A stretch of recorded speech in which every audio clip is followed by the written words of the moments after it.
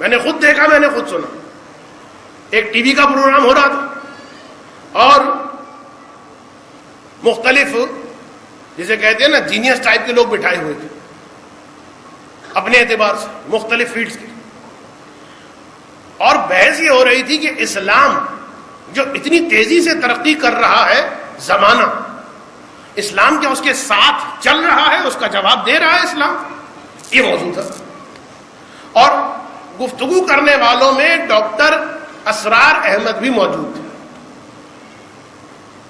اور ڈاکٹر اسرار احمد کا یہ جملہ تھا، سنیے گا، کہ اگر آپ چاہتے ہیں کہ اسلام میں ان معنوں میں رینوویشن ہو کہ ہم جدید ایجادات کے بارے میں حدیث اور قرآن کے ذریعے سے جواب دے سکیں، تو ہمارے یہاں اجتہاد کے باب کو کھول دینا چاہیے. توجہ کیجیے گا، ڈاکٹر اسرار احمد کہہ رہے ہیں کہ ہمارے ہاں جو اجتہاد کا باب بند ہو گیا. کیسے بند ہو گیا؟ اس لیے کہ ائمہ اربعہ نے جو کچھ کہہ دیا، اب مفتی جو ہے فقط انہی کے فتووں کو دیکھتا ہے، انہی کے اقوال کو دیکھتا ہے.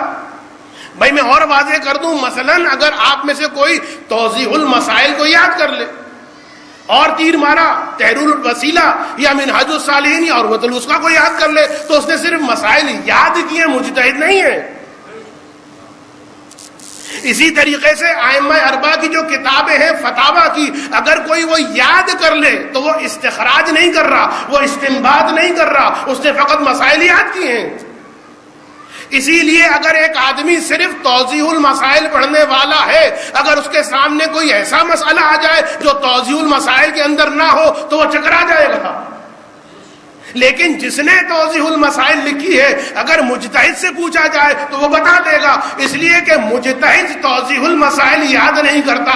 مجتہد کے سامنے قرآن ہوتا ہے، حدیث ہوتی، اور ان 46,000 حدیثوں اور قرآن کی آیتوں کے ذریعے سے اور مختلف طریقوں سے استخراج کرتا ہے حکم کو. تو ڈاکٹر اسرار احمد نے کیا کہا؟ سمجھ میں آئی بات آپ کو؟ کہ اگر ہم چاہتے ہیں کہ ہم نئی ترقی کا، جدید ایجادات کا اسلام میں شریعت کے اعتبار سے ان کا جواب دے سکیں، تو ہمیں اجتہاد کے دروازے کو کھولنا ہوگا. کتنے افسوس کی بات ہے دوسرے یہ کہیں اور اپنے وہ کہ جن کو نعمت اجتہاد موجود ہے، پاس موجود ہے، مراجع موجود ہیں، جو دن رات کی مشقتوں کے ذریعے سے احادیث سے، قرآن سے، آیتوں سے استخراج کرتے ہیں حکم پروردگار کو.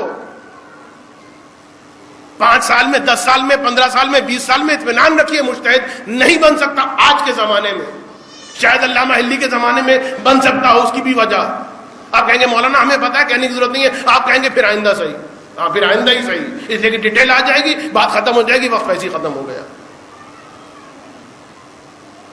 تو ہمارے اعتبار سے ہمارے جو مجتہدین، ہمارے جو مراجع یہ ہیں کہ جو کتابوں سے یعنی قرآن اور سنت سے استخراج کرتے ہیں اور باقی جو ہے تقلید کرتے ہیں. کتنے افسوس کی بات ہوگی کہ وہ کہ جو اجتہاد کا دروازہ کھولنا چاہتے ہیں، ہمارے پاس اجتہاد اور مراجع کی نعمت موجود ہے، ہم اپنی جہالت سے اسی دروازے کو بند کرنے کی کوشش کر رہے ہیں.